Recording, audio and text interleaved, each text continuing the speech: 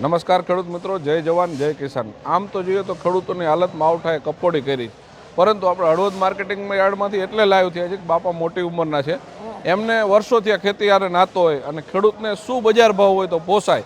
એક બાજુ ટેકાના ભાવે મગફળી ખરીદી ચાલુ છે અને યાર્ડમાં પણ વેચાય છે, બધા યાર્ડમાં વેચાય છે। ખેડૂતો મજબૂર પણ છે, કારણ કે આપણે સૌ જાણીએ છીએ કે ખેડૂતની મગફળી પલળી હતી, માવઠાએ બગાડી હતી। હવે એ મગફળી ખેડૂતને વેચા વગર છૂટકો નથી, કોઈ ઘરમાં રખાય નહીં।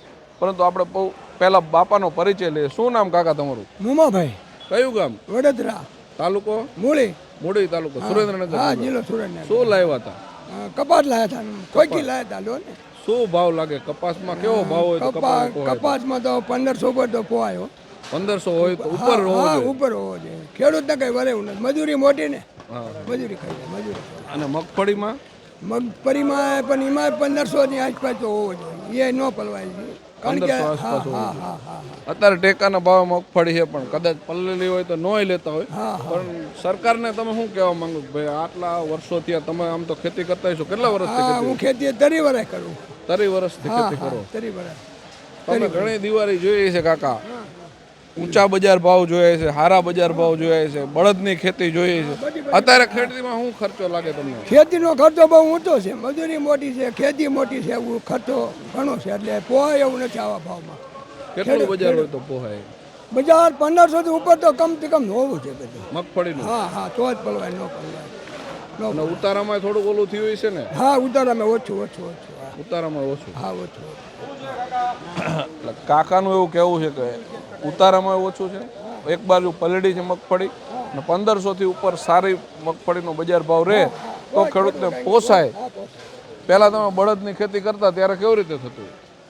ખેતી તો આજે સારું નથી, ખર્ચાઓ નહોતા ને, ખર્ચા નહોતા, કારણ કે દેશી ખેતી હતી ને, એટલે સારું હતું। શેનું વાવેતર કરતા કાકા? બસ એ ટાણે તો બધા ખોખી વાવતા, પણ ઓછું વાવતર, કારણ કે એ વખતે મોટરું નથી, પાવર નહોતા ને, એટલે પોવાઈ ગયા કે બધું પકવતા હતા। અને આપણે ખાવાનું કઠોળ બધું આપણે ઘરે જ વાવતા હઈશું ને? હા, કરે બાજરી, કઠી, મઠ બધું ઘરે જ। અને હવે સમય બદલાણો છે? હા, હવે સમય બદલી। અત્યારે તમારે શું નર્મદાનું પાણી આવે કે? અમારે હજી નર્મદા નથી। નર્મદા નથી? ના, અમે હજી હુકામાં બેઠા। હા, એવું? હા, તો ખાલી ચોમાસાનું જ થાય? એટલે બોર છે, પણ પાણી ખારા દૂર થઈ ગયા। હા, પાણી ખારા થઈ ગયા, નર્મદા નથી। નર્મદા નથી, વચ્ચેના વિસ્તાર? હા, વચ્ચેના વિસ્તાર। અને આવે તો ફાયદો થાય ને નર્મદા? ધરીને ફાયદો થાય। હા, નર્મદા હોય તો ધરીને ફાયદો થાય, એ પાણીની વાત થાય, પાણી સારું। પાણી ખારા છે એમને? હા, પાણી કેટલા ફૂટે મોટર હાલે? અમુક 500, 600, 700, 400 થી પાણી મીઠા હતા, પછી પાણી ફરી પછીનું તર તૂટે એટલે ખરાબ પાણી આવે, ખારું મોરું થઈ જાય। હા, ખારું મોરું। તો ઉનાળુ પાક થાય નહીં, શિયાળામાં કઈ થાય? કાંઈ ન થાય, ભગવાન આપે એ જ લે। ભગવાન આપે તો લેવાય। ભગવાન મિત્રો, ભગવાન આપે તો લેવાય। અને આપણે સૌ જાણીએ છીએ કે કાકાએ કહ્યું ખર્ચાળ ખેતી દિવસે બહુ ખર્ચા થયા, મોંઘી થઈ, સમય આવતા બદલાઈ ખેતી, જે ઘરના પાકો હોવાતા હતા એમાં પણ ફેરફાર થયો। આવનારા દિવસોમાં આપણે એ પણ જોઈશું। સાથે જ મેં કહ્યું મગફળીના ટેકાના ભાવની ખરીદી ચાલુ છે।